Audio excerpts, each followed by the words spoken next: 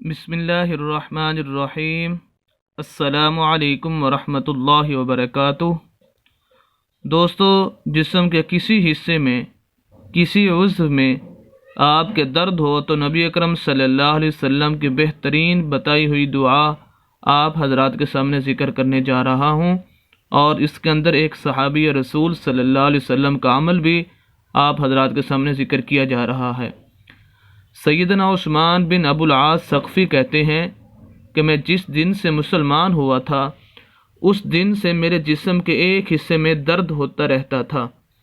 میں نے اس کی شکایت رسول اللہ صلی اللہ علیہ وسلم سے کی تو آپ صلی اللہ علیہ وسلم نے فرمایا، جسم کے جس حصے میں درد ہے وہاں اپنا ہاتھ رکھو اور 3 مرتبہ بسم اللہ الرحمن الرحیم کہو، پھر 7 مرتبہ یہ دعا پڑھو، اور وہ دعا یہ ہے: اعوذ باللہ وقدرتہ من شر ما اجد واحاذر، اعوذ باللہ وقدرتہ من شر ما اجد واحاذر۔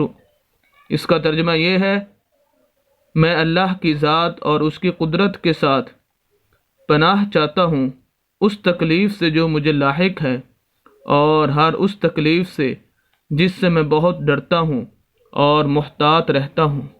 یہ حدیث صحیح مسلم 2202 حدیث نمبر ہے۔